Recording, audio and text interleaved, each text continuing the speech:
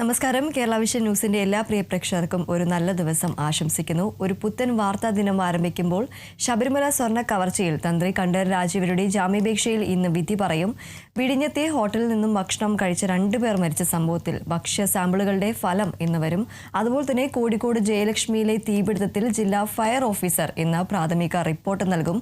സർക്കാർ ഡോക്ടർമാരുടെ സമരം ഇന്ന് 3-ാം ദിവസത്തിലേക്ക് കടക്കുകയാണ്. ഇറാൻ അമേരിക്ക ആണവ ചർച്ച അന്തിമ കരാറിലേക്ക് നീങ്ങുന്നതായാണ് സൂചന. തുടങ്ങി സജീവമായ ഒരു വാർത്താ ദിനമാണിന്ന്. വാർത്തകളിലേക്കെല്ലാം വിശദമായി തന്നെ എത്താം. അതിനു മുമ്പ് നോക്കാം ടോപ്പ് ഹെഡ്ലൈൻസ്.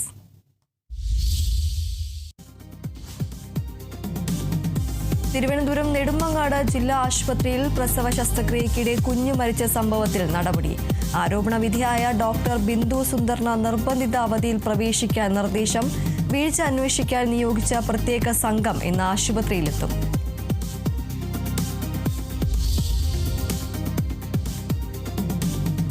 ശബരിമല സ്വർണ്ണ കവർച്ചാ കേസിൽ തന്ത്രി കണ്ഠരര് രാജീവർക്ക് ഇന്ന് നിർണായകം. ജാമ്യാപേക്ഷയിൽ കൊല്ലം വിജിലൻസ് കോടതി വിധി പറയും. ആചാരങ്ങളിൽ മാത്രമാണ് ഇടപെട്ടതെന്ന് തന്ത്രി. ജാമ്യാപേക്ഷയെ എതിർത്ത് SIT.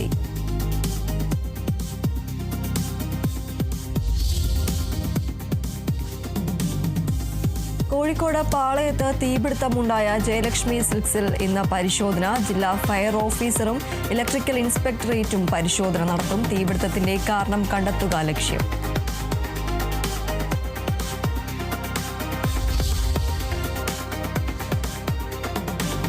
തിരുവനന്തപുരം വിഴിഞ്ഞത്ത് ഹോട്ടലിൽ നിന്നും ഭക്ഷണം കഴിച്ച 2 പേർ മരിച്ച സംഭവത്തിൽ അവ്യക്തത തുടരുന്നു.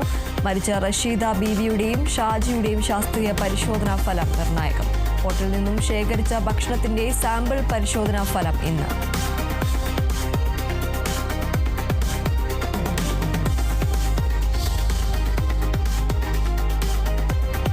T20 ക്രിക്കറ്റ് ലോകകപ്പിൽ ഇന്ന് ഇന്ത്യ നെതർലാൻഡ്സ് പോരാട്ടം. ഗ്രൂപ്പ് ഘട്ടത്തിൽ സമ്പൂർണ്ണ ജയം ലക്ഷ്യമിട്ട് ഇന്ത്യ. മത്സരം രാത്രി 7 മണിക്ക് അഹമ്മദാബാദിൽ.